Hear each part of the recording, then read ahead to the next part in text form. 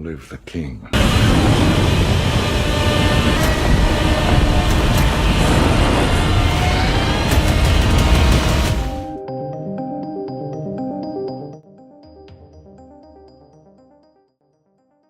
Welcome back to the channel, folks. Mr. H here for another dive into Godzilla and the Monsterverse. So a lot of people may be aware that obviously Legendary, when they announced Godzilla King of the Monsters, they also announced an official prequel graphic novel. So it would be a canon story set before Godzilla King of the Monsters and also set just after Godzilla 2014. It would serve to just build up the whole universe which they're establishing and just flesh everything out. Now, in the announcement, we were also told we would be getting a brand new and original monster, a titan, kaiju, whatever you want to call them.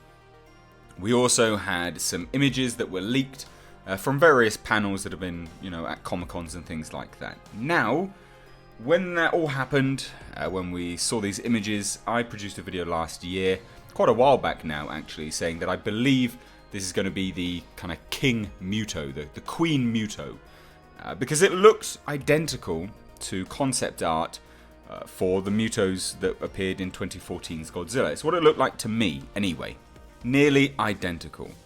Now, today, I can confirm that I was right. We've got an official leak from WonderCon, which shows us what Monarch designate this creature as. And their Monarch description is MUTO Prime. The classification, Titanus Jinshin Mushi. The nature, bioterrestrial. Behavior, destroyer. And the range, worldwide.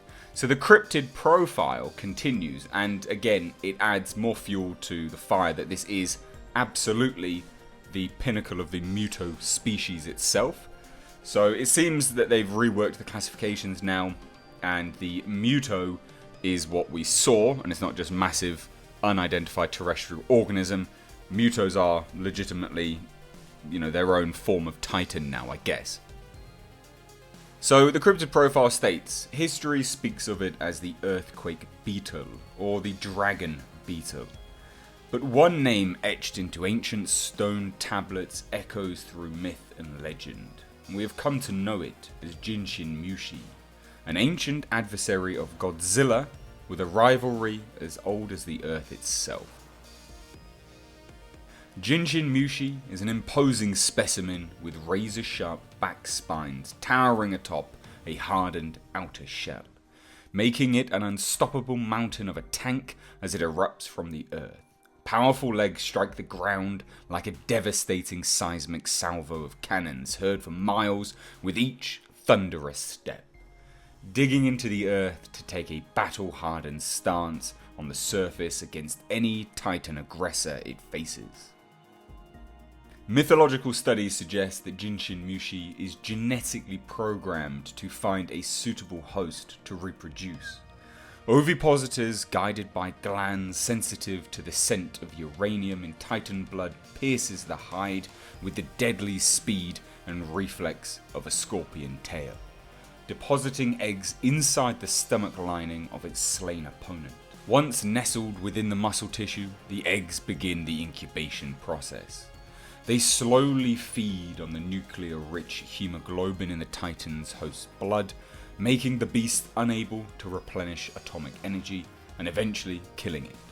The embryos continue to grow within the body in a gestation period spanning centuries, before finally emerging from the cracked ribcage of a fallen giant as a male and female subspecies with the biological imperative to reproduce, creating a breeding force to consume all life on Earth. We call them MUTOs. So, what can we actually learn from this? It's an awful lot. It really is an awful lot. So, MUTO Prime is the parent of the MUTOs we saw in Godzilla 2014. Now, I know that probably sounds way out there, but why do I say that? Well, it's an ancient adversary of Godzilla.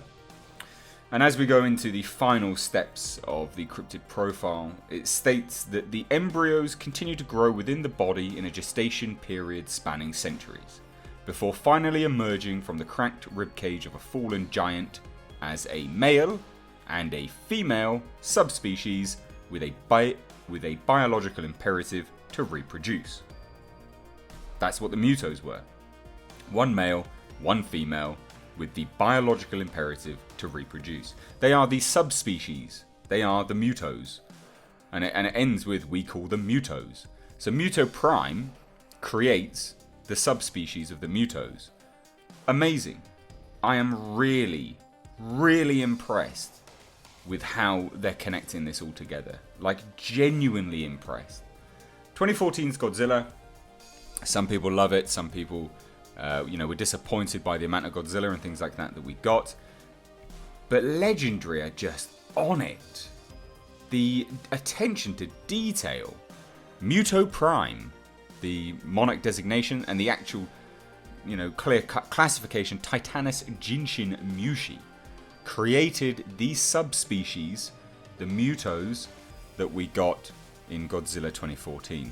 So the fact that this is a sequel to Godzilla 2014, and obviously a prequel to Godzilla King of the Monsters, really does add more credence to that as well. You're having the aftershocks, pun intended, I guess, of what happened in the Battle of San Francisco with Godzilla and the female and male MUTOs.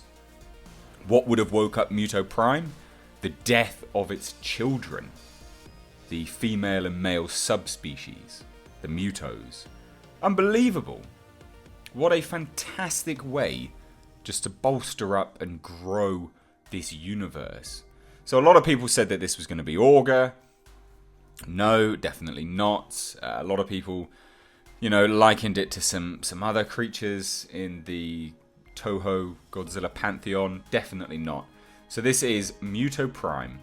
I hold my hands up and say I was right. I'm really, really happy that, they are reworking the concept art. It's something which we see all too often. Anyway, we see that concept art gets recycled all the time.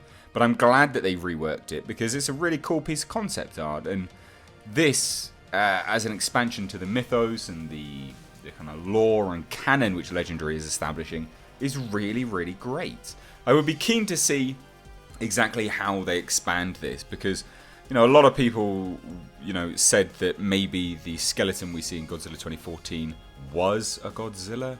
There was some comments to say it definitely can't be, it's too long, it's not the right shape, it looks more snake-like. But the directors themselves did confirm that it's probably a Godzilla.